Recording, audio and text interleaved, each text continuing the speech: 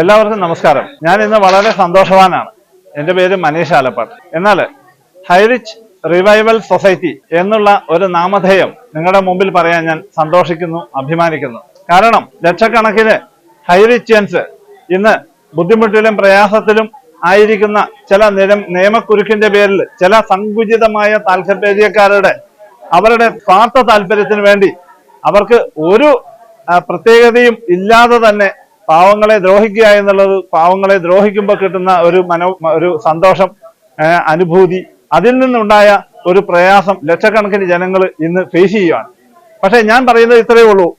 Revival society എന്ന് പറയുന്നത് ലോകത്തിന്റെ തന്നെ കണ്ണു തുറക്കുന്ന ഒരു സൊസൈറ്റിയാണ്.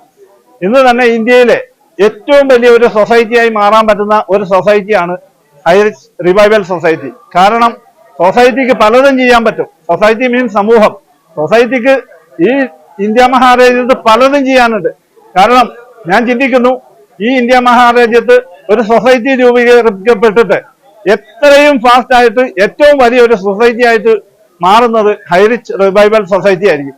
ഈ സൊസൈറ്റിയെ ഞാൻ കാണുന്നത് ജനങ്ങൾക്ക് സർവീസ് ചെയ്യാനുള്ള, നമ്മുടെ ഹൈറിച്ചൻസിന് സർവീസ് ചെയ്യാനുള്ള വലിയൊരു മാധ്യമമായിട്ട് ഈ ഹൈറിച്ച് റിവൈവൽ സൊസൈറ്റിയെ ഞാൻ കാണുന്നു, ചിന്തിക്കുന്നു. മാത്രമല്ല, ഈ സൊസൈറ്റിയിൽ പല രീതിയിലുള്ള പ്രൊജക്റ്റുകൾ നമുക്ക് ചെയ്യാനായിട്ട് സാധിക്കും. പല കാര്യങ്ങളും നമുക്ക് ചെയ്യാനായിട്ട് സാധിക്കും. ജനങ്ങളുടെ ആവശ്യങ്ങൾ അറിഞ്ഞ് നമുക്ക് വേണ്ട കാര്യങ്ങൾ ഗവൺമെന്റിന്റെ മുമ്പിലും നിയമപാലകരുടെ മുമ്പിലും നമുക്ക് എത്തിക്കാനായിട്ട് സാധിക്കുന്ന വലിയൊരു അത്താണിയാണ് ഹൈറിച്ച് റിവൈവൽ സൊസൈറ്റി. ഒരു കാര്യം കൂടി പറയട്ടെ.